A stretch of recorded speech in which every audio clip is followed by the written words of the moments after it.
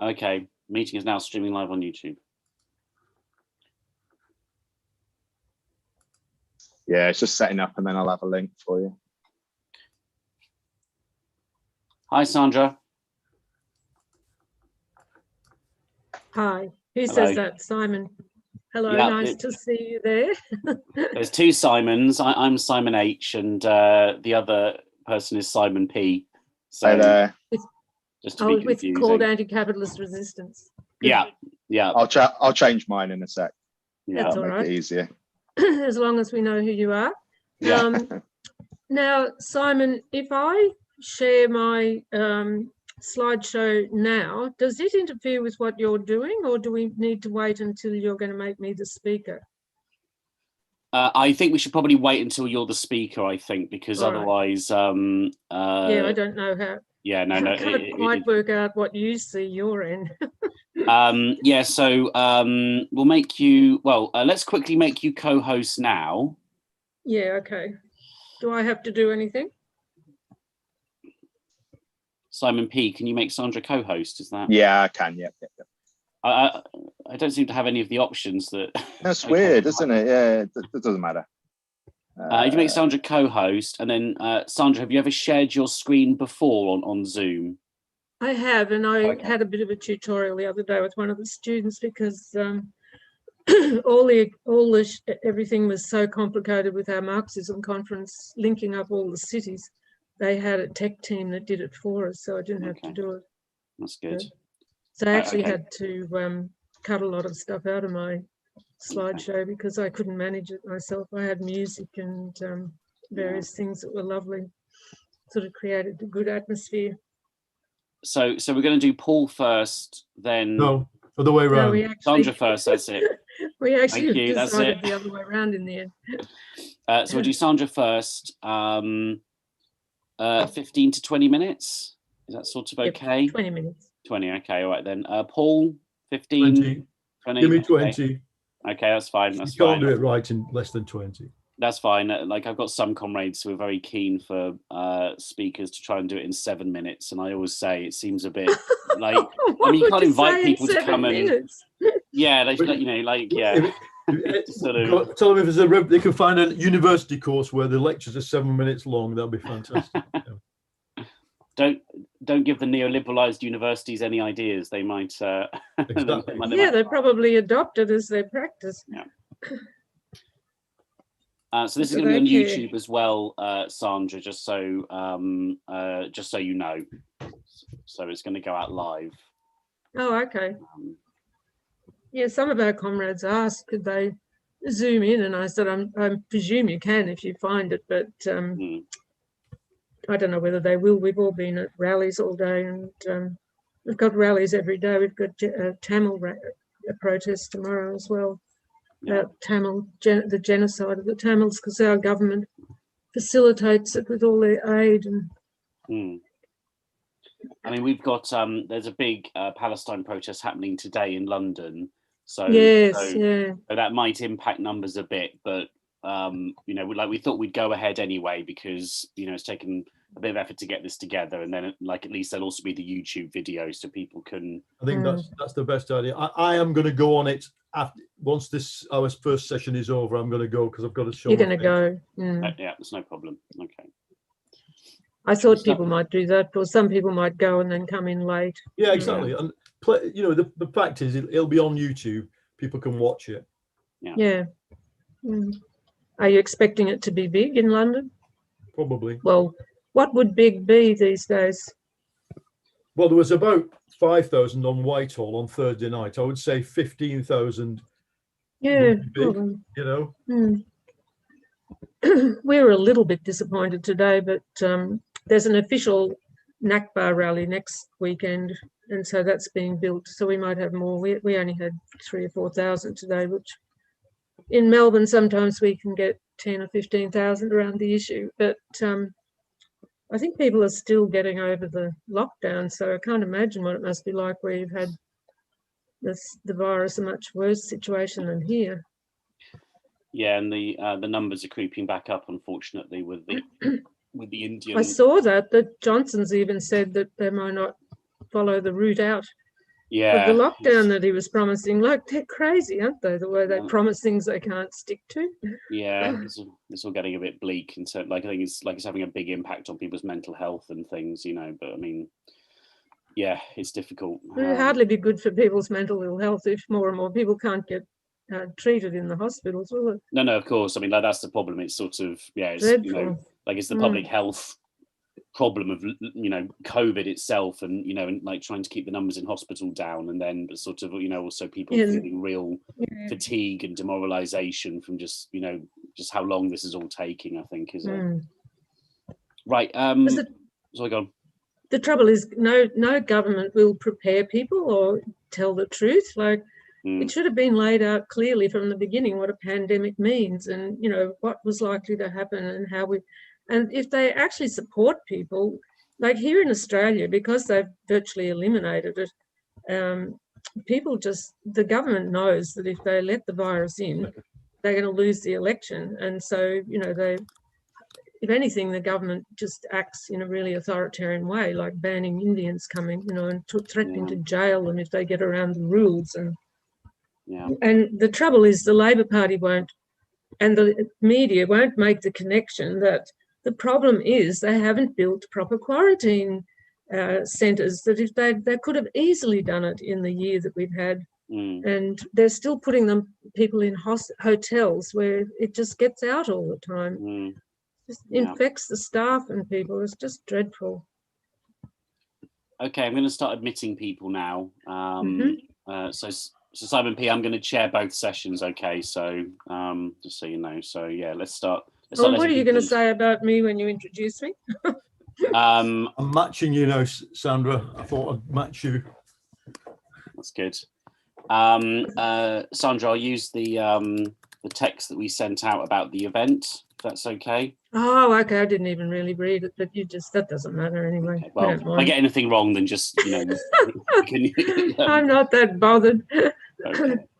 People will judge me by what I say tonight, so.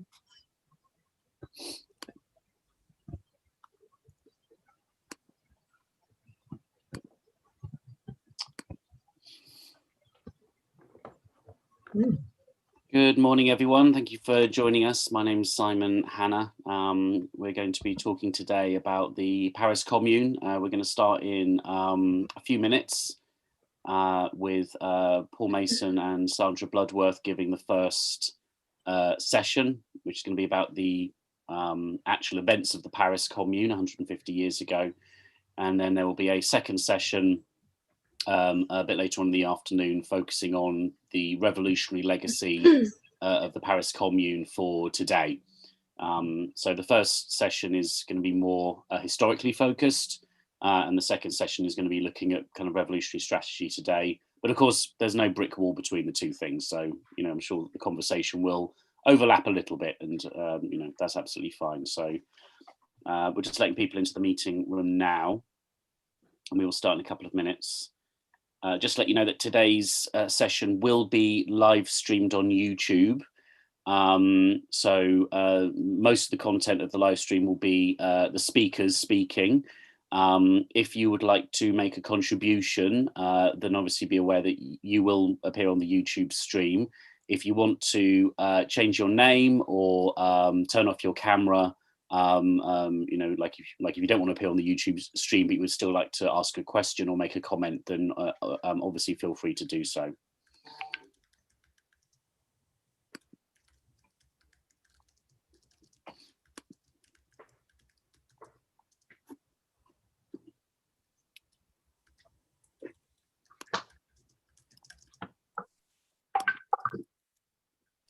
I'll just say now, Simon, that if I don't last for the whole of the second session, it'll just be because it's getting on to well after midnight here, and I'm not. Yes, I'm not quite as energetic as I was a few years ago. So I'm going to try and stay to the end if I can, but I'm not sure how late we'll end up. Yes, so I was going to say. Drop out when I can.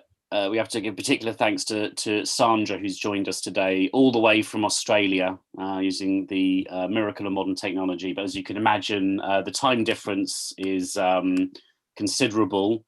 So we have to thank Sandra for staying up late to be able to give us her presentation today. So we'll just spend another couple of minutes letting in some more people before we start.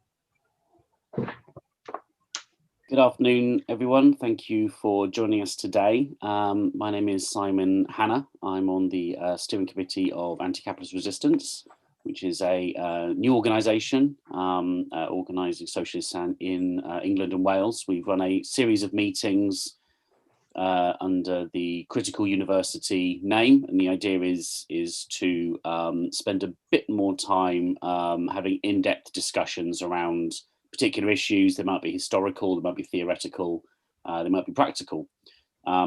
Today's session of the Critical University is going to be on the Paris Commune, the past and present of the Paris Commune.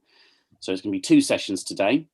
The first session is going to be looking at the events of the Paris Commune itself, 150 years ago.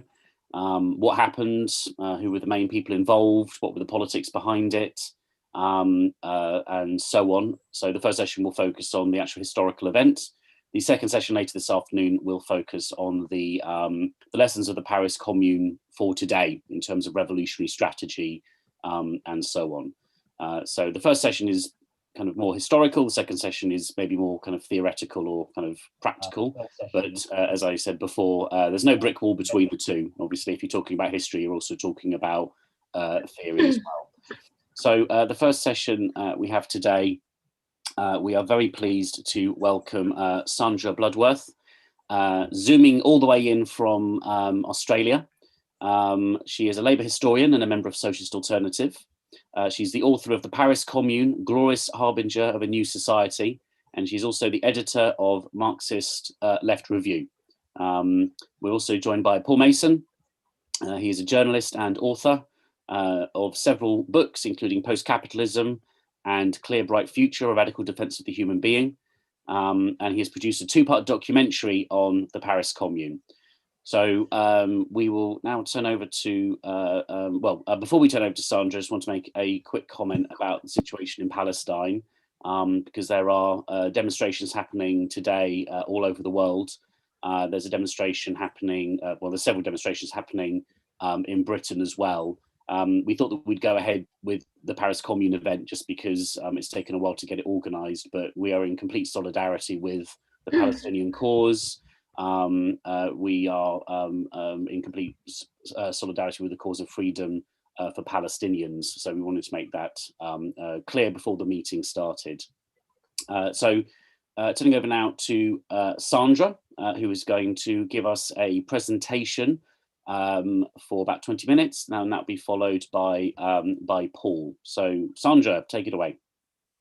Okay, I just have to share my slides. And I need to make it a slideshow. Now, is that full screen for you, Simon? No, not quite. It's still got the kind of the slides at the left-hand side. It's got the. I'll have to go to another share. We can still see, like the. You can see the things down the side. Yeah. Hang on. I'll just click it again. Share again. Is that right now?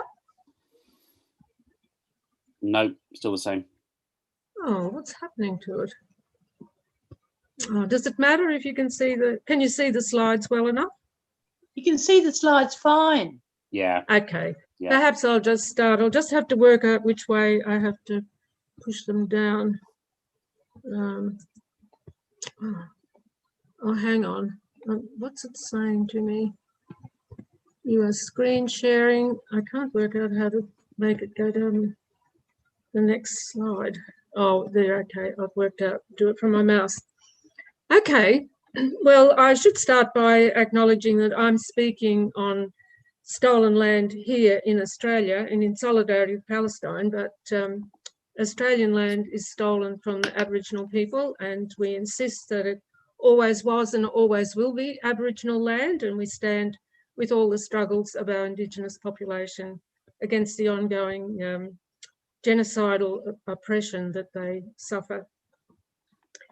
So Marx wrote of the Commune, "This was the first revolution in which the working class was openly acknowledged as the only class capable of social initiative, even by the great bulk of the Paris middle class. Shopkeepers, tradesmen, merchants, the wealthy capitalists alone excepted."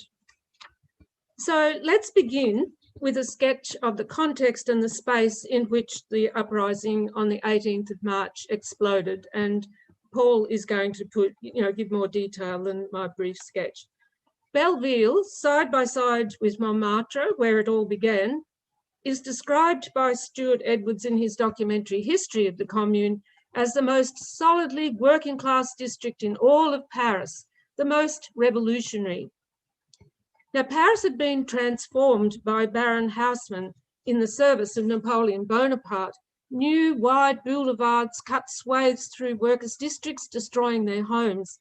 And the poor had crowded into Montmartre and Belleville, where they lived in appalling poverty and squalor, right beside the scenes of the wealthy's magnificent homes, their elegant stores and cafes built over workers' demolished neighbourhoods. Now, a London Times correspondent described Montmartre as a rugged open spaces where the lawless crowds of these parts loved to hold their meetings and park their cannon. You can actually see them at the moment. Just 3 weeks ago, before 18th of March, hundreds of workers had helped the National Guard, a popular militia, move 250 cannon to defend them against the bombardment by Bismarck. So they moved them into Montmartre and Belleville. So this is the Montmartre lot. I think you can probably see my mouse. Now, Bonaparte had gone to war against Germany last July for the glory of France, and Bismarck's superior Prussian army had held Paris under siege from the 19th of September to the end of January. And of course, it was workers who made up the majority of about 60,000 people who died of cold and hunger. Now, Adolphe Thiers, head of the newly elected government, had moved his government and troops to Versailles, and Thiers was hated as the butcher who repressed the 1848 revolution. And now he had signed an armistice with Bismarck, which included an agreement between them that they would crush Red Paris. And on the 18th of March at dawn, sleepy workers emerging from their homes began to notice that Thiers' soldiers are there preparing to remove their cannon. Now, fortuitously, General Pinoy, displaying the general incompetence of his class, had forgotten to bring horses to move the cannon, and women began offering bread and wine to the underfed soldiers, asking, "Why are you stealing our cannon?" And women began offering bread and wine to the underfed soldiers, asking, oh, sorry, I've already said that, but the crowd swelling now, transforming itself from sleepy spectators to increasingly angry and active participants. An observer described the unfolding events as horses arrived. Women and children swarming up the hillside in a compact mass. The artillery tried in vain to fight their way through the crowd, but the waves of people engulfed everything, surging over the cannon mounts, over the ammunition wagons, under the wheels, under the horses' feet, paralysing the advance of the soldiers. And Louise Michel, who was leading some of this charge, later recalled these moments. Crowds like this are sometimes the vanguard of the ocean of humanity. But it was not death that awaited us as they had expected. No, it was the surprise of a popular victory. General Leconte 3 times orders the soldiers to fire on the crowd, and a woman challenges the soldiers. Are you going to fire on us, on our brothers, on our husbands, on our children? Leconte threatens to shoot any soldier who refuses to do just that.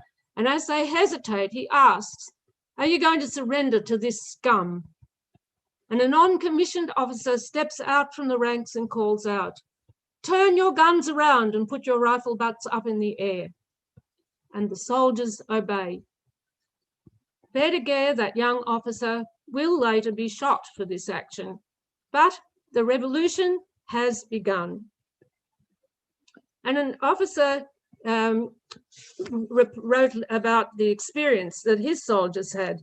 We were stopped by a crowd of several hundred, principally children and women. The infantry detachment completely forgot their duty and dispersed into the crowd, succumbing to its perfidious seductions and ending by turning up their rifle butts.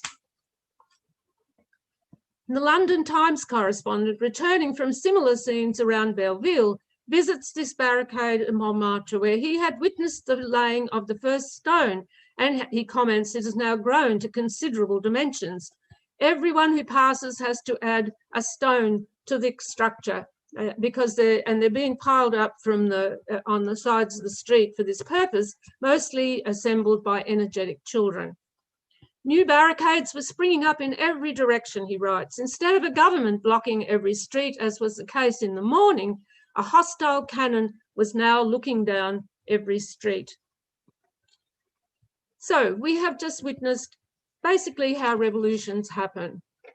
The attempted seizure of the cannon had been the breaking point, which had unleashed a well of bitterness fed by 2 decades of dictatorship, poverty, and the ravages of Bismarck's siege. And by midday, the grand building of Hotel de Ville, the Paris Town Hall, was seized by the National Guard. And if you just think about it, after one morning of rebellion, they now have the confidence to occupy this grand building at the heart of political power. And the Commune will create the most democratic institutions known to humanity at that time. The Universal Commune, they called it, a radical social innovation. The National Guard's leadership, unfortunately, lacking experience and confidence, lets the mostly conservative mayors in all the arrondissements set the rules for the election that they want to hold to set up a commune committee. And for one thing, they excluded women from the vote. But as we've already seen and will continue to see, this didn't prevent women from playing a leading role in all the activities of the commune. But also their democratic innovations were a historic step forward. All elected officials could be recalled at any time. And what's more, all kinds of civic officials like judges, magistrates, top public servants were to be elected on the same basis, and they would just receive a worker's wage. So the whole structure is fundamentally different from that of any of the most democratic capitalist states. Those elected will share the consequences of their own decisions with no sheltering behind privileges. And even enemies of the commune couldn't help but convey the joyous atmosphere which really is typical of all revolutions. One of them recorded their experience of standing in front of the Hotel de Ville while the names of those elected to the commune committee were read out 10 days later. I write these lines still full of emotion. 100,000 perhaps, armed men spilled out of every nearby street, and the sharp points of the bayonets glittering in the sun made the place seem like a field of lightning. The music playing with the Marseillaise, a song taken up in 50,000 resolute voices. This thunder shook all the people. An immense sea of banners, bayonets, and caps surging. The cannon still thundered, but they were heard only in intervals between the singing. Then all the sounds merged into a single cheer, the universal voice of the countless multitude, and all these people had but one heart, just as they had but one voice. The old state power had been demolished, and this for Marx was of momentous importance. Paris, he wrote, the central seat of the old governmental power and at the same time the social stronghold of the French working class, had risen in arms against Thiers. Paris had got rid of the army and replaced it by a National Guard, the bulk of which consisted of working men. And the first decree of the Commune, therefore, was the suppression of the standing army and the substitution for it of the armed people. And the structures they created were, Marx argued, the political form at last discovered under which to work out the economical emancipation of labour, which he had been thinking about for decades. Now, after the experience of taking matters into their own hands, the population enthusiastically joined in the debates and activities in dozens of radical clubs. So let me introduce you to some of the key, most radical figures with years of experience in workers' struggles and close to Marx in the Workers' International, known now as the First International. Elizabeth Dmitriev was a Russian revolutionary who went to Paris at Marx's request, and she is still remembered in the centre of Paris. On April 11th, an appeal to the women citizens of Paris was posted on walls around the city and published in the newspapers of the Commune. Can you hear the cannons roar and the tocsin sound its sacred call? To arms! Is it the foreigner who has come to invade France? No, these enemies, these assassins of the people and of liberty are the French.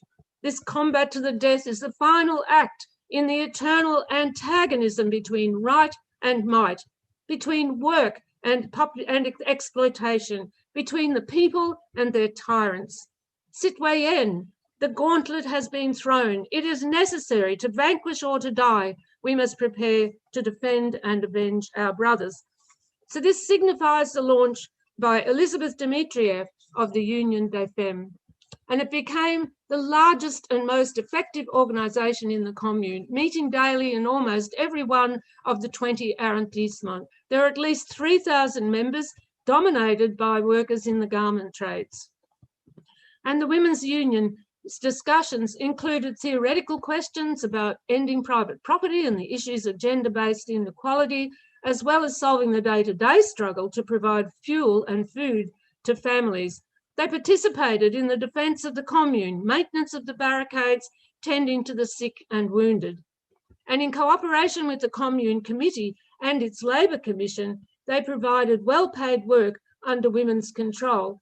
And the Labour Commission tried to organise as much work as they could under workers' control. Nathalie Lemel is still remembered in central Paris, another revolutionary with experience amongst workers and close to Marx, as was Benoit, that's her, and then Benoit Malon. He helped set up an asylum for orphans where they could be offered basic instructions. And Nathalie Lemel was a bookbinder allied with Marx, but also worked closely with Dmitriev in the Women's Union. Paul Mink opened one of the first schools for girls, and they requisitioned a Jesuit school because, having all the wealth of the church behind them, they were endowed with the most advanced equipment and laboratories. And there's so many reforms, we can't talk about them all in detail. I just want to list some of them, or what I think are some of the more significant. They abolished night work for bakers, which they had been campaigning for years. Edouard Vaillant set up a professional school of industrial art for girls, which introduced a new approach to teaching. Any skilled worker over the age of 40 could apply to become a professor. They introduced free education with no church interference for both boys and girls, and teachers' salaries were raised with equal pay for women and men. Secular nurseries were set up where nearby factories where there were a lot of female workers, and we get a bit of a glimpse of what some of the young children were being taught. A gentleman witnessed a band of 200 toddlers marching behind a drum and a small red flag. They sing at the top of their lungs, La Marseillaise. This grotesque parade celebrated the opening of a lay school organised by the Commune. The churches were taken over as meeting places for the clubs, the schools and other community activities, although most of them allowed mass and religious ceremonies in the mornings. And Le Sagre, member of the International and author of one of the first books published about the Commune, penned a description of one club meeting beneath the soaring ceilings and the beautiful stained glass windows. The revolution mounts the pulpits, almost hidden by the shadow of the vaults, hangs the figure of Christ draped in the popular oriflamme, which translated is sort of a scarlet banner that denotes the dignity and achievements of struggle. The organ and the people chant the Marseillaise. They discuss the events of the day, the means of defence. The members of the Commune Committee are severely censured, and vigorous resolutions are voted to be presented to the Hotel de Ville the next day. And piles of tobacco in most places replaced the holy water. Statues of the Virgin Mary wore the fighter's uniform, red flag in hand, and often a cigar in her mouth, watching over calls for secular education for all and for women's liberation. Occupying these odes to privilege and power, of course, and under the actually made a huge impact on people, and under the influence of the radicals, workers embraced reforms well ahead of their times. Allowances for widows of men killed defending the Commune, whether they were officially married or not, and their children, whether legitimate and recognised by the church and state or not. At the urging of some of the clubs, the Commune endorsed the right to abortion. Any businesses whose owners had fled to Versailles were taken over where possible and put under workers' control. And significantly, even though they had suffered under Bismarck's siege, they were determinedly internationalist, inspiring support around Europe, including thousands at demonstrations in London. So the Jewish-Hungarian worker Leo Frankel, collaborator of Marx, was Commissioner of Labour. 2 Poles were given responsibility for organising defence of the Commune.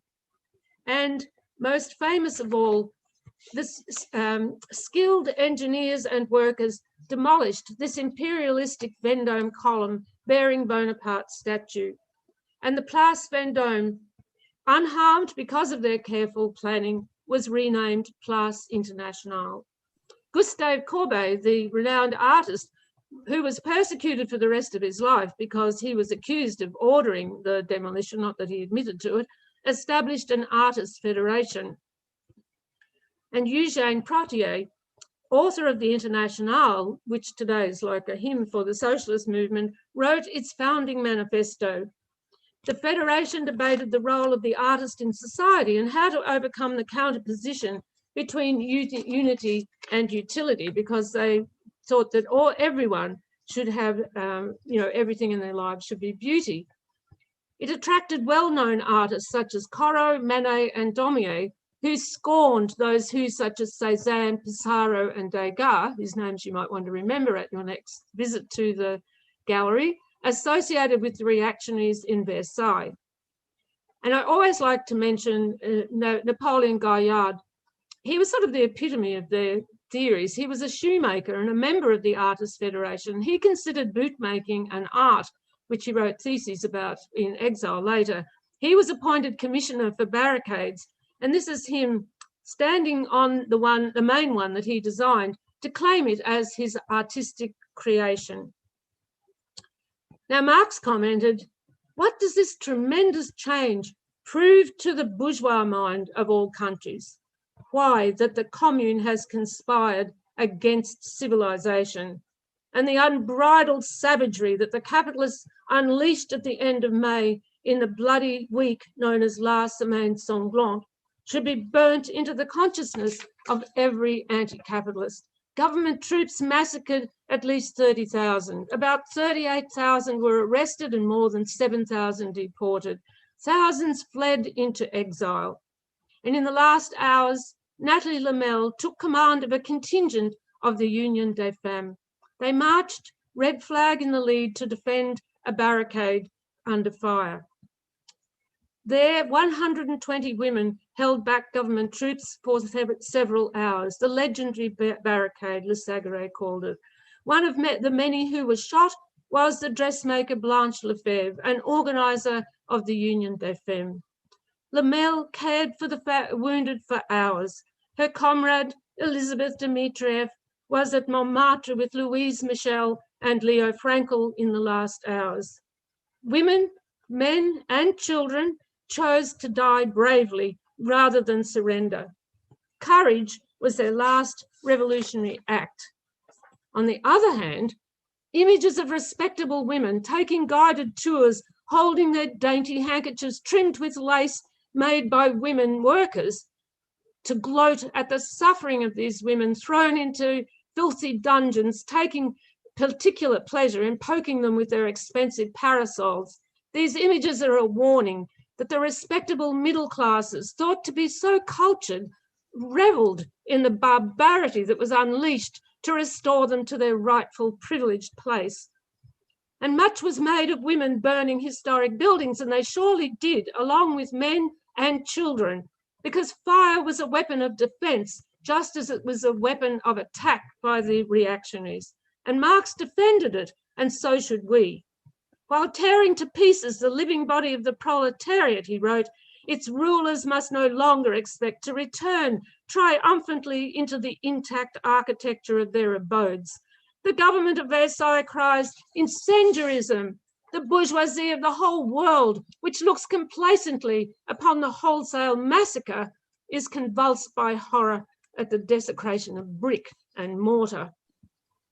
And socialists and anarchists have ever since celebrated the Commune, even in Broken Hill, a remote mining city here in Australia in the desert, celebrated the Commune during its years of industrial and socialist militancy into the 1920s. The Commune's bravery was celebrated as a symbol of resistance to the depravity of capitalism.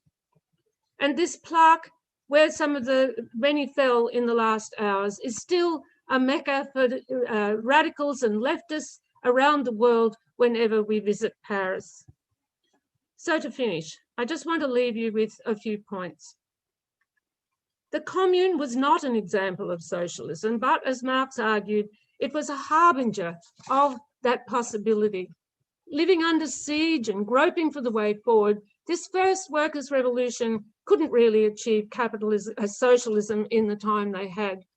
But it showed the kind of democratic structures which are part of the dynamic of the collective struggles by the oppressed, especially when they're led by the working class, structures which can and should replace the capitalist state. Only revolutionary struggles can give rise to such creativity, collectivity, and radical reforms that we witnessed in the Commune. And it is such struggles which can make workers fit to found society anew, as Marx and Engels had actually written as young men in one of their first books. And I would argue belief in this possibility of self-emancipation. The soldier of the present revolution is of the people. Just yesterday, he was in his little shop, his chest bent down to his knees, plying his awl or his needle or hammering iron. How many people passed by without knowing, without believing that a man was there? Thank you very much, Sandra. That was really great. That was excellent. A brilliant start. People can use the reactions, clap, if they'd like to clap. Thank you very much. That was great. Okay, Paul, you are up next. Can you just unshare your screen, Sandra? Yeah, great. So Is that hi. done? Yeah, that's right. Yeah, I'm going to do a few slides, but I'll be in vision for a bit. So what I'm going to do is talk about the background to the class forces and the political forces that made the Commune happen. Because what I think the Marxist tradition is in general, because you read Marx, you read the Lissagaray book, you read the Comintern's various books about it, including Jelinek, which you can always get in a secondhand bookshop, the kind of brown paperback. They completely underestimate the extent to which this was a social revolution, and that the roots of the sociality of the revolution are to be found in the movement that created the Commune. So Oh, you have to let me share my screen now, Simon.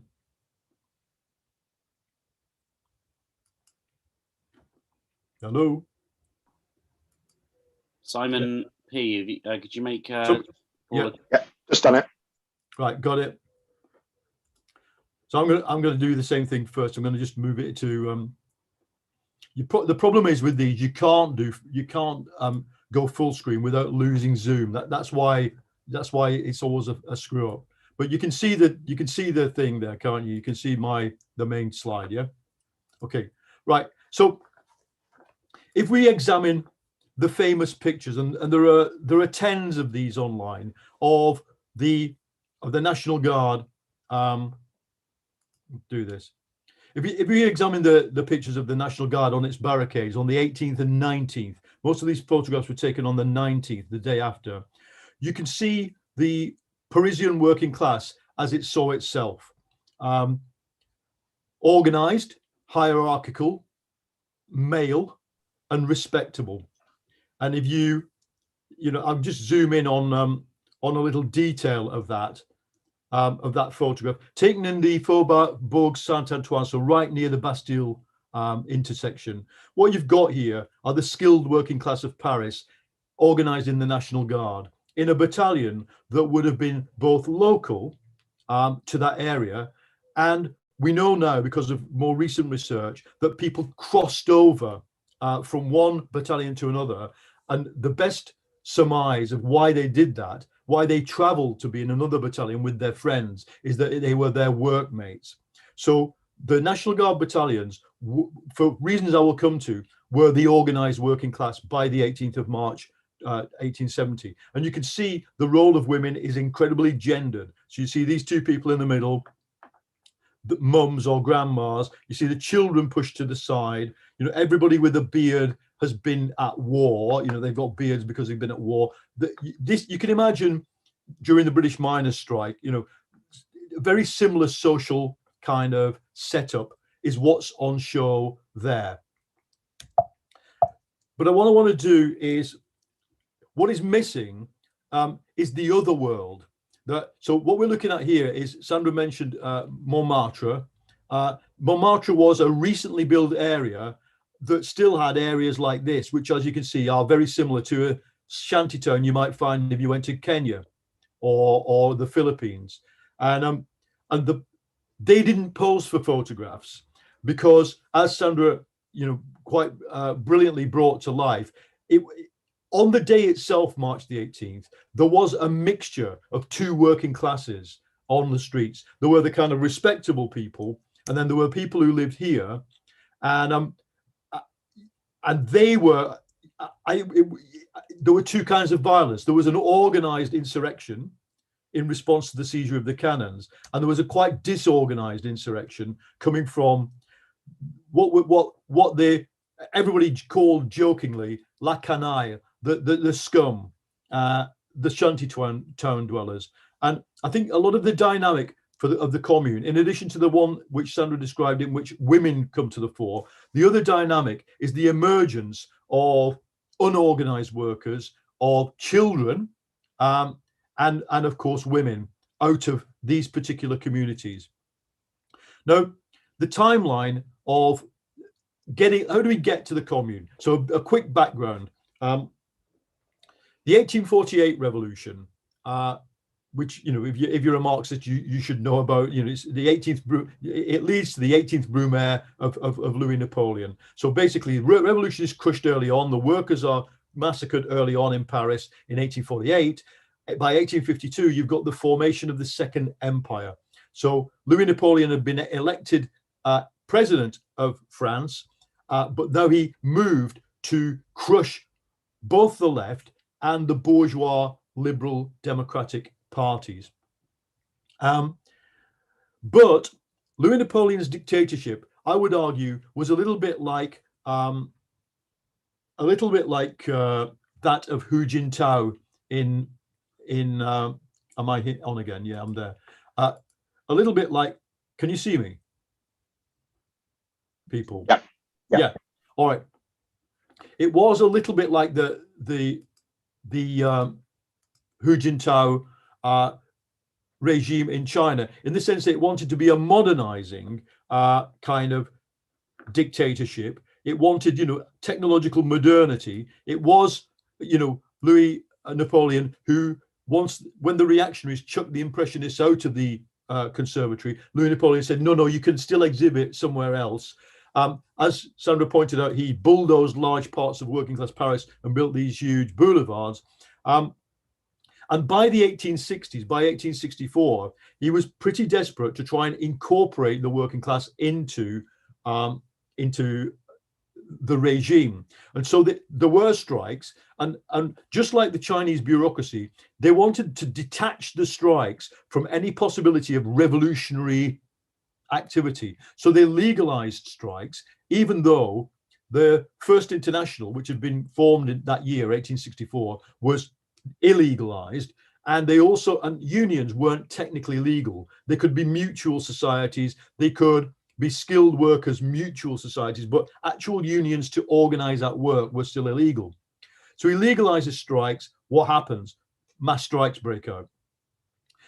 By 1868, there's now, there are tens of thousands of members of the First International. We'll come to the other political parties in a minute, but the International functioned very much like a proto Social Democratic Party. It linked to the work, to the unions and that dynamic. So by 1868, the next reform Louis Napoleon passes is he legalized public meetings, as long as they remained apolitical. Now, you can guess that, of course, they didn't remain apolitical at all. They were an amazing sort of movement. Let's think about working class politics at this time. So the public meeting movement from 1868 to 1870 held over 900 mass public meetings. There's an example of one. I'll come back to it. What are the politics happening in the public meeting movement? Going from left to right, we've got Proudhon. Proudhon was already dead, 1864, but his followers were the majority of the French labor movement and the Parisian labor movement in the mutual societies. Why? Because Proudhon's anarchism was basically no to the state, but we run society through mutual societies and cooperatives and associations of producers. It was quite a reformist form of anarchism, and especially as espoused by his main followers, who were skilled workers. So, though he said property is theft, effectively Proudhonism was a kind of reformist anarchism, and it was the kind of ideological default of Parisian workers. There were Marxists or followers of Marx within the International. And what were they focusing on? They saw trade unionism rather than cooperativism as the main thing. And of course, they had a vision of power, which was the opposite of Proudhon, in the sense that their vision of power was the legacy of 1848, the Democratic Republic and the Provisional Revolutionary Government, which they called the dictatorship of the proletariat. So a good example of a pro-Marx, I wouldn't say Marxist person, would be Eugène Varlin, the leader of the Bookbinders Union, and who worked with Nathalie Lamel, who Sandra mentioned, but he was very much under the influence of Marx by the time the Commune comes along.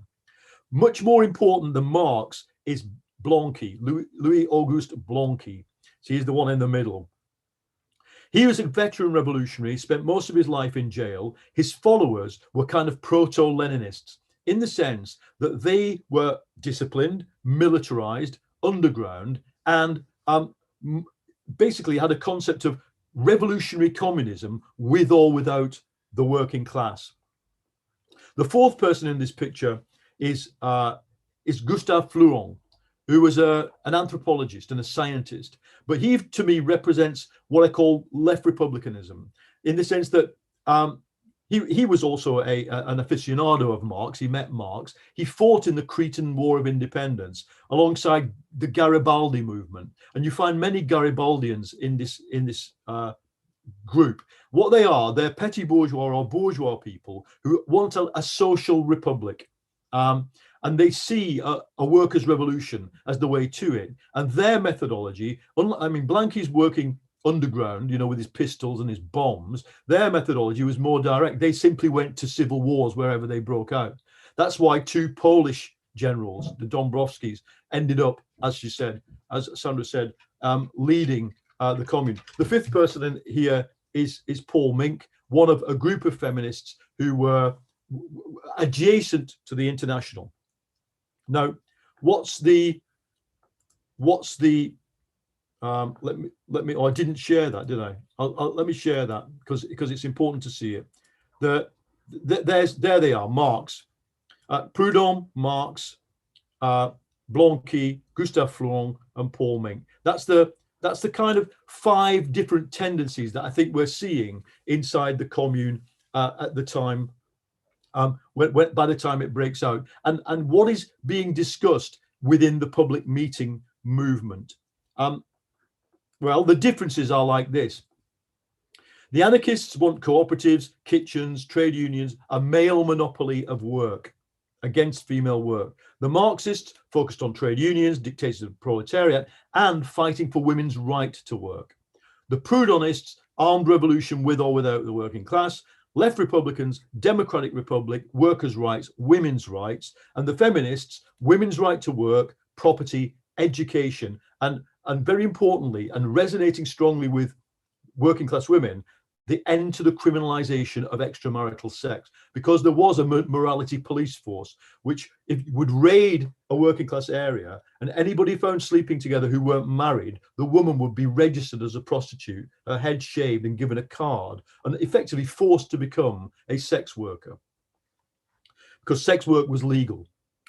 For the reactionary reason that working class men were supposed to sleep with sex workers so that they didn't, defile the virginity of working class young girls. That was the deal. Right, stop sharing the screen. So what's brilliant about this public meeting movement is that within it, my dog's going crazy behind me here. What's brilliant is that by the end of it, Varlam makes this famous comment, 8 months of meetings have basically converted the working class over to, well, quite close to Blanquism. So the Proudhonist workers have basically gone over to a mixture of Blanquism and proto-Marxism. So the feminists won the debate about whether women should be allowed to work. And by the end of it, you're getting, even before the commune, you're getting working class women standing up and saying marriage should be abolished. We don't want any rights, as defined by our relationship to men. That you've got, you got the Blanquis standing up saying we need to impose communism on society. Right. So now what happens? As was referred to earlier, Louis Napoleon, increasingly desperate, faced by this revolutionary mass movement that's growing in Paris, first of all had a referendum to try and sort of a referendum. Guess what? They're still doing that to try and rubber stamp his legitimacy. And then he went to war with Germany. And so he's an empire. It's a 20-year-old reactionary empire in which the left is banned. The mistake he makes is he leads his own troops into battle, and in the 3rd of September 1870 gets captured. And they tried to actually hide from the Parisian workers, that indeed the Parisian press, that he'd been captured. But when it came out, what happened is obviously the people went onto the streets 4th of September 1870 and proclaimed a republic. So now you've got a bourgeois republic led by who? The reactionaries, the monarchists, but also the liberals. And they form a government of national defense. What happens then is that the French army's collapsed. So all you've got left in Paris are a few regular soldiers, some reserves called Garde Mobile, who are mainly peasants and reactionaries, and 250,000 workers who were called up into the National Guard. So National Guard, like in America, had been a reactionary force in 1848, putting down the revolution. In 1870, the workers flood into it. And this is where it gets really interesting. I know I've got not much time, but let me try and cut to the chase. So the siege goes on. October, the first thing that happens is that in October, the Republican left, people like Fleuron, try and stage an uprising to try and gain control of the government of national defense, but it's put down. So the left goes underground. By January, it's clear that the siege is tightening, that everybody's starving, and the social tensions inside Paris are really acute. And so in January, a committee is formed of all 20 areas, the 20 arrondissements of Paris. Who's in it? Basically, all 5 tendencies I just described. It's kind of, in the beginning, led by left Republicans, journalists and petty bourgeois, but the International is there, the Proudhon is there, and also the Blanquists are there. Only men can be in any of these committees. There were only men in the commune itself, in the elected commune. Right. So they issue a poster, the red poster, 1st of January, calling for, if you look at this bit, it's general requisitioning, free rations, so free food for everybody, and attack en masse. So they said the National Guard should launch a mass breakout against the Germans. The politics and strategy of the 4th September administration has been judged. Make way for the people, make way for the commune. So that's the call, 1st of January. What happens is that 22nd of January, the mass breakout takes place. The National Guard is sent to a stupid battle, gets massacred. The survivors come back. That's when they bring the guns and drag them up to Montmartre and Belleville, and the other big place was on the left bank, where there was also a workers' enclave there. And so 22nd of January, they try another attempt to seize the Hotel de Ville and fail. And the left again goes underground. 8th of Feb, right, what's happening? They've surrendered to the Germans. The new government, so the government calls a snap election. The snap election is overwhelmingly won, not even by supporters of Louis Napoleon, but by supporters of the actual old kings of France. So we've got the peasants, we've got the landowners, Catholic, monarchist reactionaries have a massive majority in the parliament. The liberals are shrunk down to about a quarter, and the left's got about 6% of the vote. So at this point, what's really important, and this all comes from a book by, where's it gone? Martin Philip Johnson, The Paradise of Association, which is one of my favorite books about the commune. What happened, the untold story that Marx and Lissaguet don't really tell, is that once they'd lost the election on the 9th of Feb, all these groups basically were organized in what? Clubs, vigilance committees, which were food requisition and food bank type committees. The battalions, each battalion of the National Guard detached from the official HQ and formed a federation with a central committee. And so you've got the clubs, you've got the committees of the arrondissements, you've got the vigilance committees, and then you've got the central committee, plus you've got the Proudhonist organizations, you've got the International, you've got Blanqui's underground movement. What happened is they all basically came together in an incredibly horizontal and networked form of organization called, wait for it, the Revolutionary Socialist Party. Revolutionary Socialist Party was intended to be an electoral vehicle for them in case there was another election. But what happened was that, first of all, the National Guard achieved a form of dual power days before March the 18th. The reason they went in on March the 18th was because they were losing control of Paris. There were raids on armories, there were raids everywhere by the revolutionaries. And then, so the 18th of March crackdown, happens, and through it, there's a very clear prepared plan. So even though the kind of slum dwellers took part spontaneously, it was effectively the Central Committee of the National Guard, combined with the Revolutionary Socialist Party, combined with the Blanquists, with their incredible, because they were mainly lawyers and doctors, the Blanquists. They were well-organized people with money, and they seized power. Now, Sandra's told the story of what happened. I think the middle bit, this is my last bit, the middle bit of the Commune is incredibly interesting for the following reason. Here we go, share that.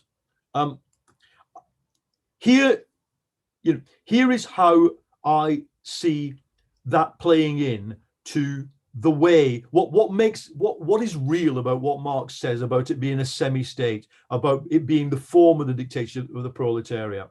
Right. There's three layers of power within the Commune, and I've put in this chart what their relationship, how they match what they replaced in the Third Republic, which was only a few months old. So in the normal bourgeois state, there was a National Assembly. Then there's the army, the police, the church, and the prisons. And then there's a massive bureaucracy, the civil service. Below them in Paris, there were mayors, and the mayors ran each of the 20 districts. Now, those mayors were kind of basically elected, but they'd never been elected by a free election.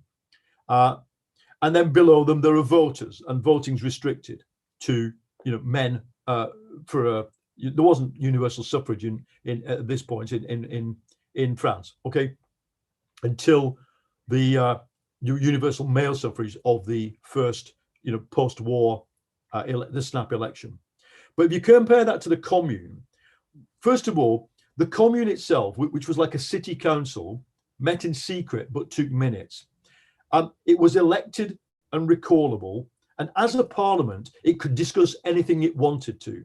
And so it was taking constantly suggestions from the floor, from subcommissions like the Labour Subcommission or the Women's Subcommission or the Supply Subcommission.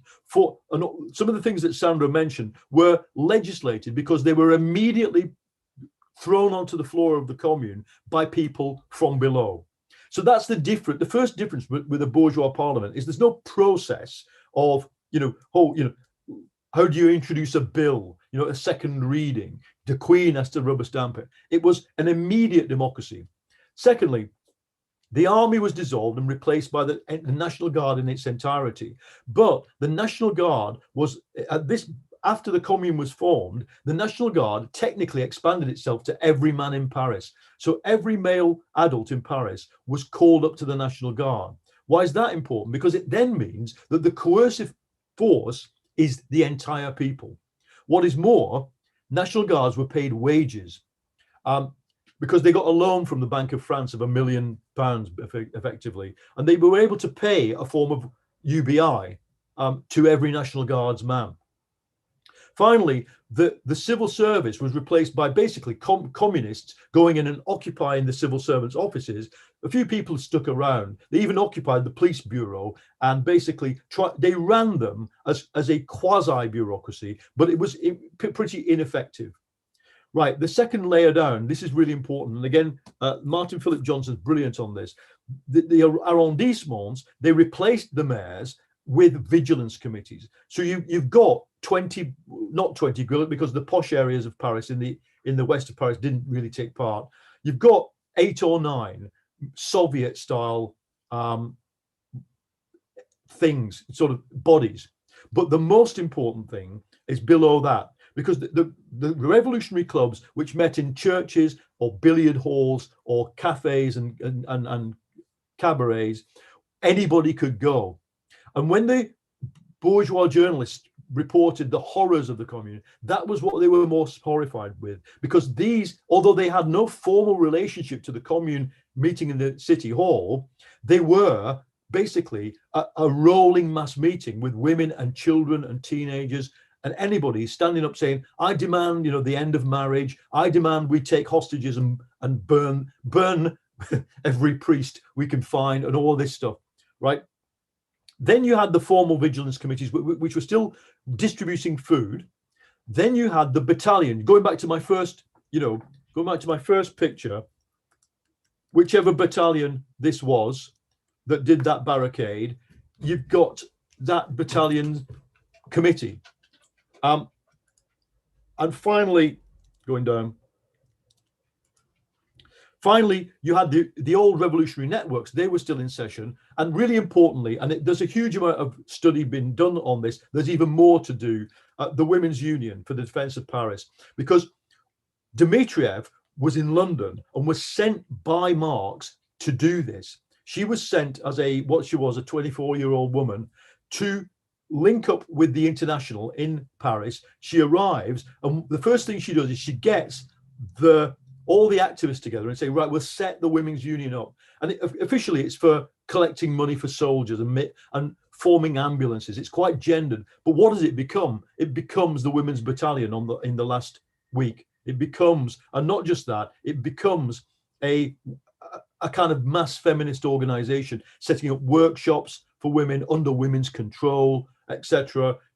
Demanding that sex workers be allowed to join the National Guard. All this because there was a big respectability issue.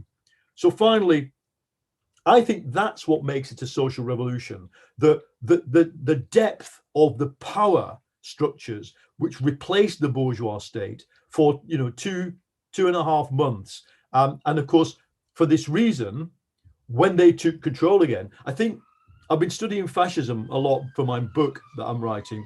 I think that the reaction of the French state and the bourgeoisie of a mass murder killing up to 30,000 people in a city of 2 million. The Nazis actually did not massacre 30,000 people in a week much. You know what? They did in some places, but if you think about the Oradour massacre that the Nazis perpetrated in France, there's a few hundred victims. The French state killed 30,000 people in a week. And I think the reaction is very similar to what fascism is. They'd seen freedom and they said, right, we've got to, anybody involved has to be killed or deported. So the final slide I want to show you is just some of the work I've done inspired by the Commune, because the Commune is a living thing for the labor movement, and should always be.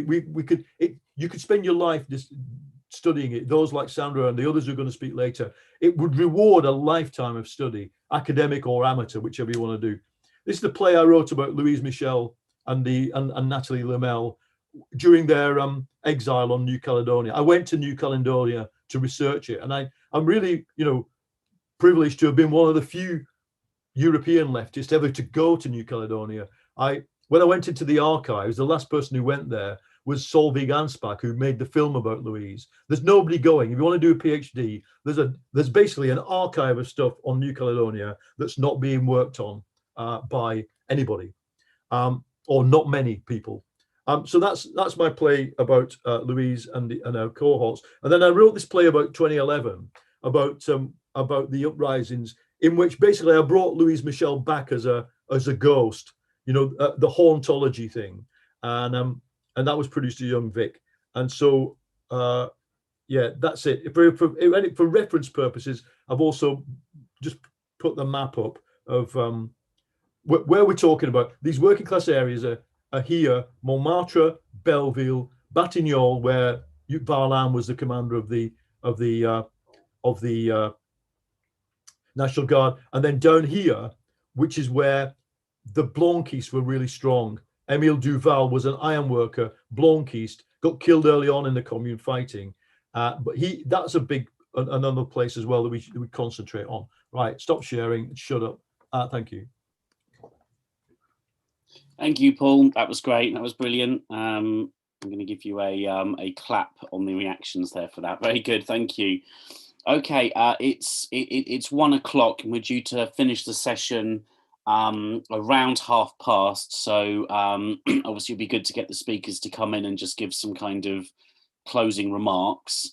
So I'd say maybe we have around 20 minutes for questions and contributions. There is a second session starting at 2 o'clock. So if you feel that there's something urgent that you didn't manage to say in this session, then there is time later on in the afternoon to contribute. So if people would like to say something, ask a question, make a comment, then please put their hands up. I've seen Lee's put his hand up. Before I take Lee, though, there was a question in the chat from Dan Jeffrey, who asked, I would like to ask if we could know more about the international reaction, were there strikes, direct action, etc., and reaction in the rest of France? was there any realistic chance of the revolution in Paris spreading? So that's one question for you to think about. Lee, you can go first. If you'd like to try and keep it to 2 or 3 minutes, I know that's not long, but just in case other people want to speak as well. No worries, I won't waffle on. Thank you both presenters. My question, kind of comment, is this was like kind of proto socialist with a bit of feminist state. How interesting would it be to compare, and I suggest this to anti-capitalist resistance, maybe you could get someone to speak about this, is Rojava, which was a much more developed and functioning ecological feminist state, according to Graeber and other people who've actually worked and lived in Rojava, if I'm pronouncing it right, which was then kind of undone by Trump's decision to let Turkey invade. That's my question, kind of comment. If anyone can come back on that, I would appreciate it. Thank you, Lee. That's a good question. We will, although the speakers are obviously, if they want to come back, on that, that's fine. We will be discussing sort of modern examples of the commune in the second session as well. So maybe it will sort of cross over a bit. Does anyone have any other questions or kind of short points they'd like to make?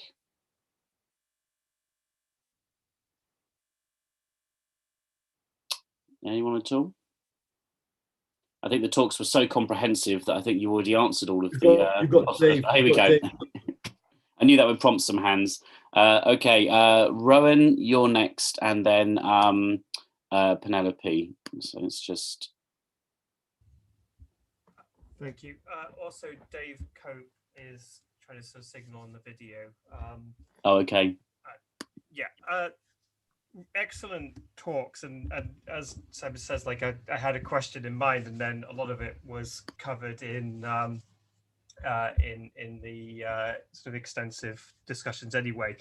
But I just sort of want to raise a point that was sort of covered, but maybe can be extended in terms of, and I think Paul sort of developed this quite extensively. Paul Mason developed this quite extensively. The idea of the progression in struggle during the course of events, and how that interacts with left pessimism today, a kind of pessimism about sort of where people are relative to where they can be, and tethering our politics to taking people as they are in a very reified and very ahistorical and static notion. One of the things that Paul mentioned quite extensively is the sort of groundwork that already sort of pre-existed the commune in terms of ideological forces there. So it'd be interesting to sort of think about and to hear about the degree to which people had already been radicalized, and the degree to which the process of struggle radicalized them, and what that says today about the work we need to do in terms of taking people often with reactionary views or unfought politics, and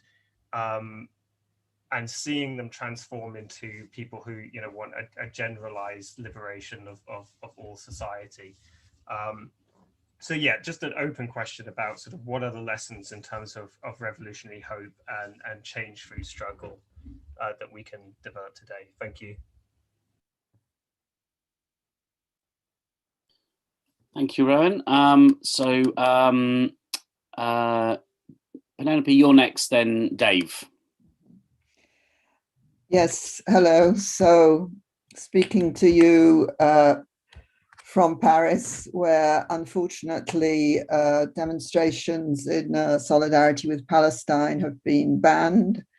And so I'm a little distracted by checking on the fate of my comrades who are among those maintaining those demonstrations from some political organizations and trade unions. But actually, the point I wanted to make, because I will be speaking later, was I would rather take issue with the emphasis that Paul gave to how gendered the women's union was.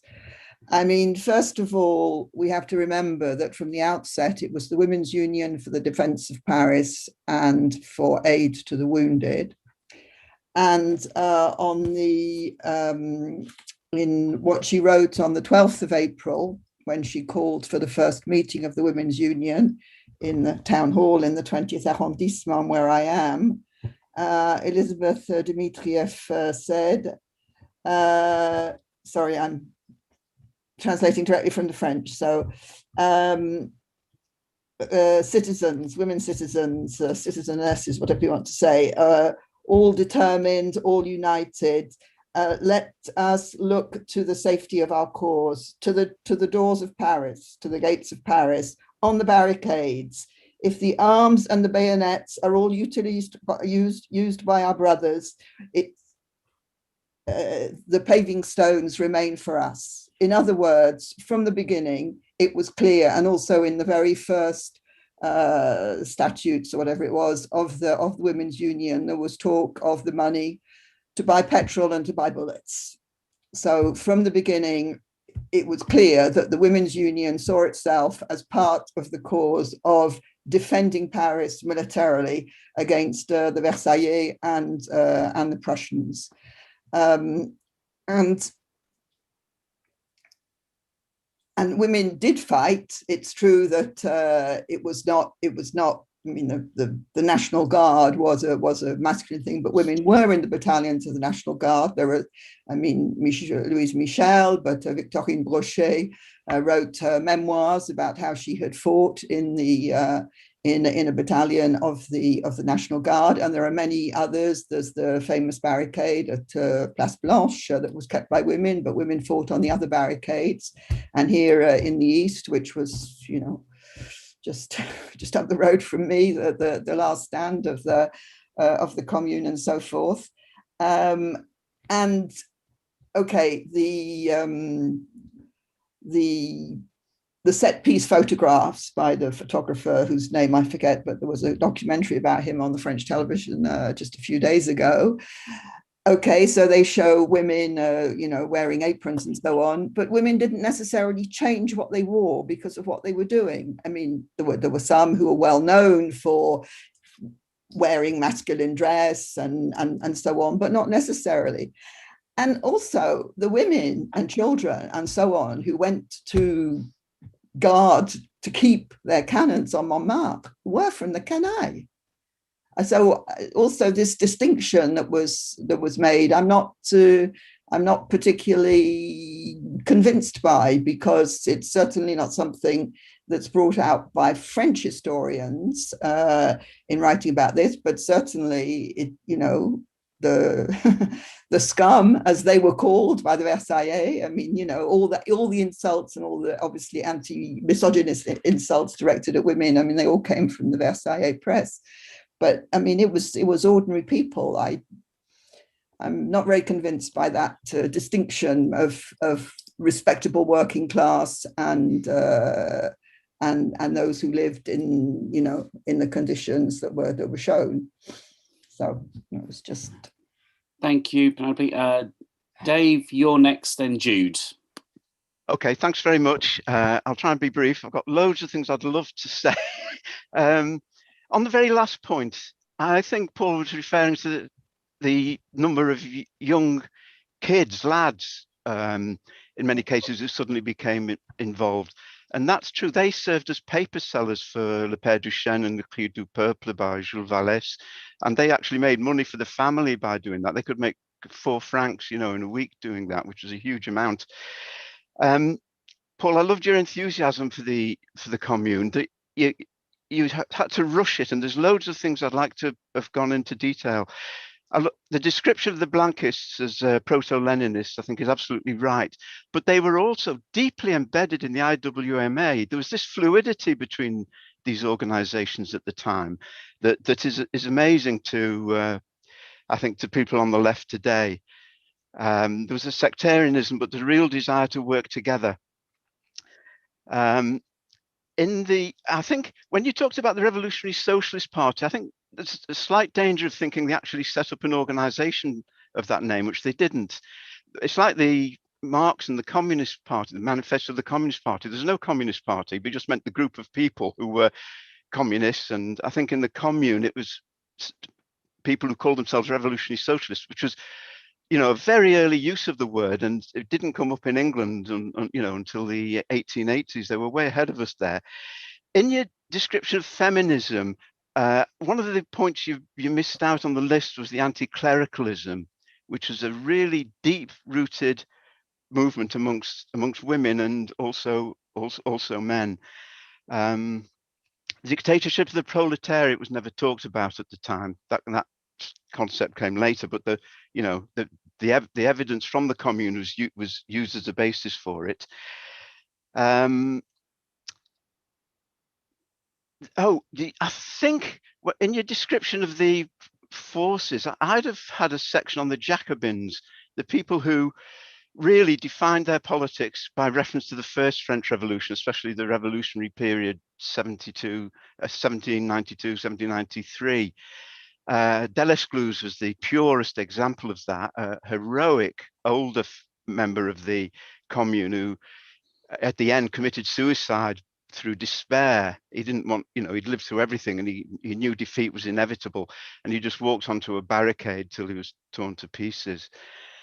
And in fact, I was just reading the other day that the French government in 1874 issued a statement saying that Delescluze was being sentenced to death in his absence, even though it was a well-known fact that he'd actually been shot on a barricade. It just shows, you know, the sort of fear of the ruling class about the Commune. Was it a failure? Somebody was asking, was it inevitably a failure? And I think it was bound to fail. It didn't have support of the rest of the country, though there were communes set up in very short periods in Marseille and Lyon, Limoges, and so on. But they were generally more Republican than socialist. But you know, there's a whole study to be done there as well, and on Britain. And I've read a lot about the links with Britain, and there's one thesis in Sussex University by Paul Martinez that I would really recommend if anyone wants to know anything about the depth of the links between Britain, and that's Britons who were in Paris and exiles who came to Britain. I'll leave it at that. Thanks very much. Thank you, Dave. It was great. Thank you. Jude, you're up next. Thanks, and thank you to both speakers for really interesting and engaging kind of explorations of the history here. All of the comments and questions that have preceded mine are enormous, and therefore recognizing that there is a very small amount of time, mine is going to be very small in comparison, which is to say that we have heard a lot from the speakers so far about the role of feminist and women's movement organizations, and the kind of mobilization around questions of sex work and sex workers' rights had been mentioned as part of that. But I am interested to know how much is known about the active participation and mobilization of sex workers themselves in the struggle. So what kind of records, are there records that exist of sex workers' self-organization in their own voices? What do we know of what sex workers had to say about the role that they were being cast in this conversation? Thank you. Thank you, Jude. Any other, we've got time for another couple of contributions if anyone wants to make any. Paul and Sandra, I know it's a big ask, but you probably have to come back for like 5 or 6 minutes or something like that each, if that's okay. Well, no one else has put their hand, so let's take the speakers back now. As I said, there is another session starting at 2 o'clock. Gilbert Ashlar and Penelope Duggan will be in conversation with me about the kind of revolutionary tradition of the Paris Commune and what it means today. So looking at kind of different urban uprisings and revolts that have happened, which have taken on a more commune model. So that's going to be the session this afternoon starting at 2 o'clock. So I'll take the speakers from the first session back now, just as a quick reminder of some of the questions that were asked. So there was a question about could it have spread, or people mentioned there was proto-communes in other places, but could it have spread more across France? And if not, why not? The question was asked about Rojava and the kind of model there, and whether there's any kind of similarities. There was also a question asked about sort of revolutionary optimism, or sort of how, you know, the potential for emancipatory struggle can emerge. And there was a specific question also at the end about the role of sex workers in the commune. So those are the main questions, and obviously if you want to make any closing remarks, then please do so. So I'll take the speakers in reverse order from the first session, if that's okay. Paul, is that okay if you go first, and then we'll finish with Sandra? Yeah, I don't think I disagree. I may have misspoken in the way I was describing the Women's Union. I don't disagree that they took a full part in the fighting. And indeed, the organization was very clear from the meeting of the Women's Union in the 4th arrondissement, and they marched to the Place Blanche barricade. I think I would try and stick by my view that there was a kind of labor aristocratic, respectable, male-dominated Proudhonism, and then it fell apart under the impact of being impacted with the wider working class. And I've got this quote, which is a well-known quote from one of the Blanquists, Gaston da Costa.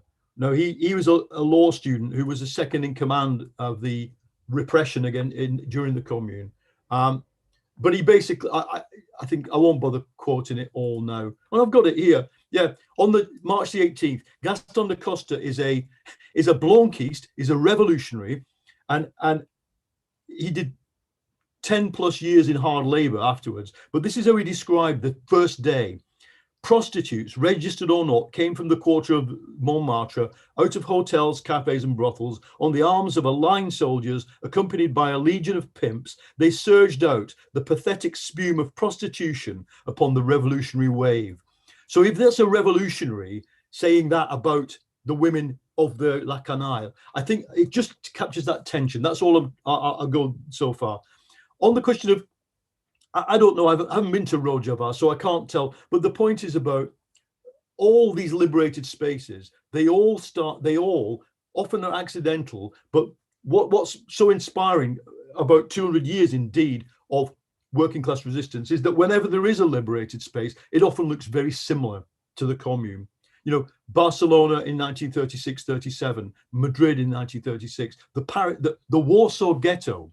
You know, not liberated, but in a way, during its struggle for liberation, had some of the features that we see in the Commune. Besieged working class communities. How female sex workers organized, I don't know. All I know is that during the deportation to New Caledonia, there were, you know, women who went with their husbands who'd been deported, and there were women revolutionaries, and they were really into two categories. I've got the list of the entire, I think it's 45 women who were treated as revolutionaries in their own right.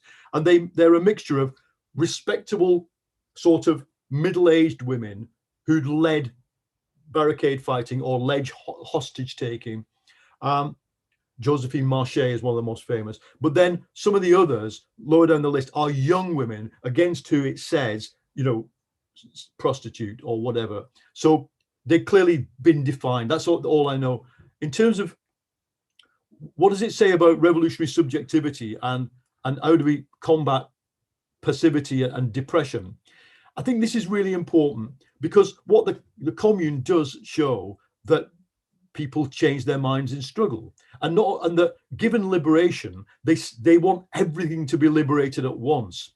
You know, there was no stagism, there was very little economism among the Commune activists. You know, the famous account of the woman saying, you know, end marriage, you know, in standing up and saying, end the institution of marriage, burn the faces of the priests, shoot every priest.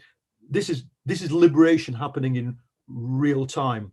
And I think what's so depressing about today's reformism is that the adaptation to working class consciousness as it is doesn't take account of the fact that it can change in struggle. Many of these workers only enter the struggle for a city council. Varlan himself said, this is not the international revolution, it's just the struggle for a city council. And it spirals out of control from there on in.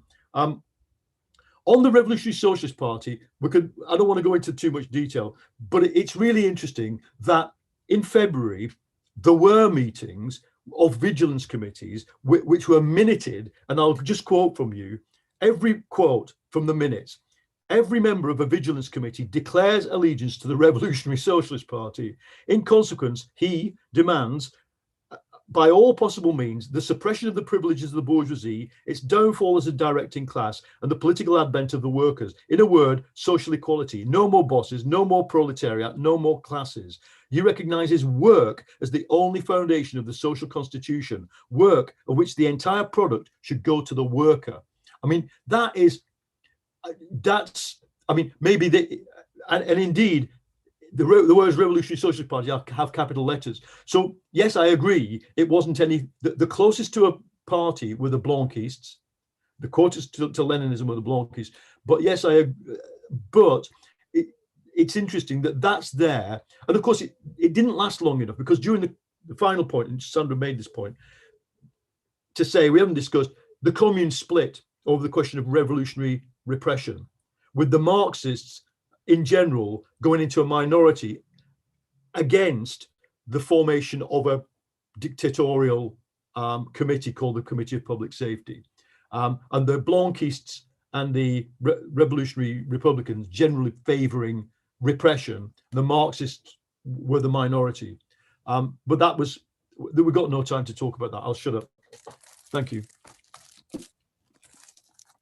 Thank you, Paul. That was great. Sandra, do you want to? Yes, I really enjoyed Paul's introduction. It sort of emphasised how when I was preparing my article that's going to be in the book, I had taken on the project to do, and I wanted to do a lot of the kind of research that Paul had, but unfortunately I was sick most of the time I had to do it. So the article is a rather like truncated version of what I would have liked to have done, but it probably would have taken a book anyway. See, I sort of had some sympathy with what Penny said from the impression that Paul gave in his introduction, but when you came back, I thought you changed slightly the emphasis. But the point I'd make is a little bit different in a way, that we have to expect that the working class, like the working class is gendered by capitalists. It still is, like for all the integration of women into the trade union movement and the working class more generally, and some of the more active unions here in Australia in the last few years have been where women are concentrated. But it's quite clear you have women in dominated industries, you have industries where men dominate, and there's the pay differentials, all kinds of things. And so that keeps alive some of the stereotypes. But on the other hand, I think we have to be careful not to expect 150 years ago for people to have very similar ideas to anything much we think today. Like we've been through the suffragette movement, we've been through lots of revolutions where workers have advanced beyond what the Paris Commune achieved, and we've had the modern women's movement that completely threw up in the air everything about the way people felt that women's, it wasn't just a question of women's rights. We started talking about women's liberation and taking up the issues of sexuality and the repression that everyone experiences of their sexuality and stuff. So, which was quite different, which is, again, it flows from the developments that economic and social, which had taken place under capitalism, that women do have more options, with the better working conditions, more integrated into the working class, having fewer children because of access to contraception, all kinds of aspects of our lives that made it possible for a different view of women. And so, but even so, historically, I feel it's important to be able to show both for the time and what it tells us today, because the working class remains gendered, And the stereotypes about the roles of women and men just continue. They're so difficult to, even whittle away very much. It's important to show that even where women weren't as integrated into the everyday life of the organised working class, when things happen, they come to the fore. And I've written quite a lot about this in Australia, the Broken Hill mining town that I talked about. It was a male workforce in the mines, and yet women were involved in every major surge of militancy. And not just some feminists dismiss it as, oh, they were just an auxiliary of some sort, but they weren't. They were part of the struggle, and it was consciously argued by people like Tom Mann, who came out from Britain, the socialists in the around the place, that women had a political role. They weren't just seen as just carrying out their own gendered roles. Often they were the most militant on the picket lines. And so that we need to be able to show that that's happened historically, even when the situation was less favourable. But it still plays a role today, I think, in challenging the stereotypes that, people sink back into, because when there's not a high level of struggle, all the, like in the, here in Australia in particular, because we've had such a low level of struggle, we've had a terrible role played by the Labor Party since the early 80s, that class collaboration has just destroyed the unions. And so there's so little understanding of class consciousness or anything like that. And so, of course, the right made ideological gains again. And even though we won equal marriage for, all genders, it's being whittled away by defending religious rights, and they're getting away with it because there's no ability to fight back. Anyway, I've gone on a bit too long about that. But that is related to the question which most interests me in a way, is the thing about the revolutionary optimism and, how do people radicalize? Well, obviously, there can be, the left can play a role in the times when there isn't the revolutionary kinds of struggles. And I particularly mentioned that the people I highlighted were people who had been active in workers' struggles, and they had drawn lessons themselves. The workers with them had drawn lessons. There had been lessons drawn in some of the French strikes about the role of women. And so the Proudhonist ideas were already being challenged before there was stuff that Nathalie Lamel was involved in. But we have to just keep at the forefront of our mind, I think, to try to not sink into pessimism, is that capitalism creates revolutionary situations. And, there's so many aspects today that you would have to think the crisis of the system is not going to go away. Here in Australia, we're very conscious of the Cold War developing against China. That is raising all kinds of issues. And, there's a whole history of anti-militarism in Australia, which may be different when it comes to the question of China, because it intersects with the issue of racism, the history here and all the rest of it. But nevertheless, you never know what will be the issue. That who could have known that just trying to take back the cannon would be what began the revolution?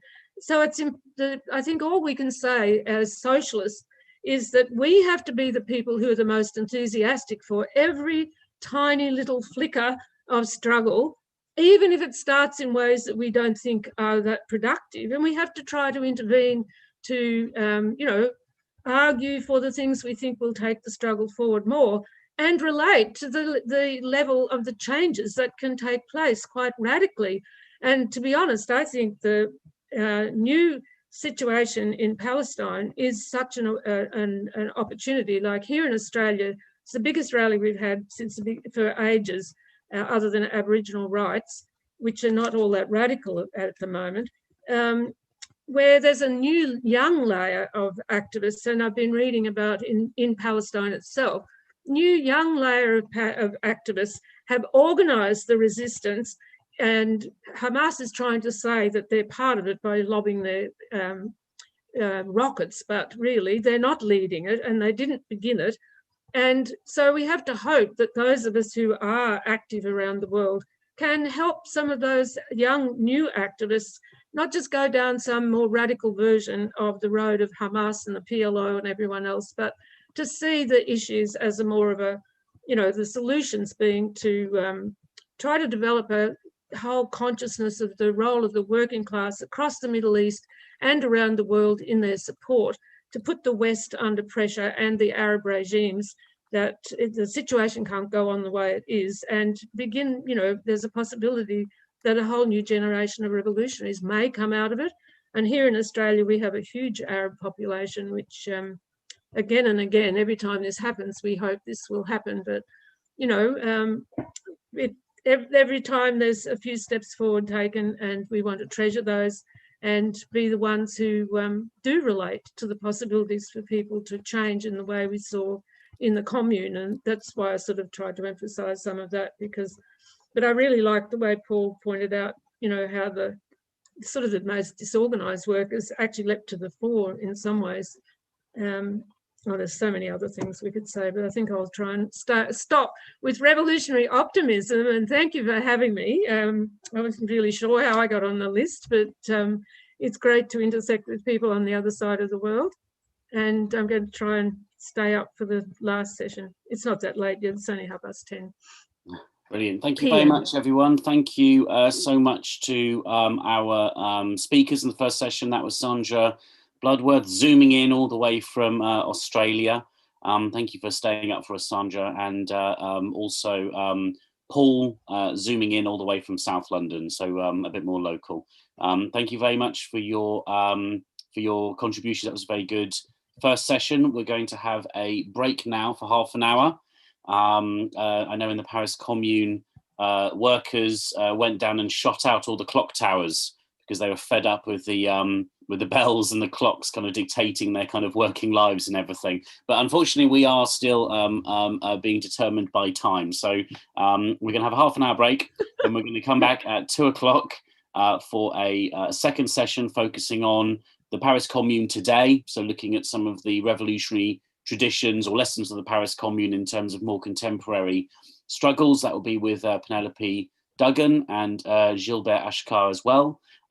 So please, so you can stay logged in if you want, or you can log off and come back in, but we'll be starting at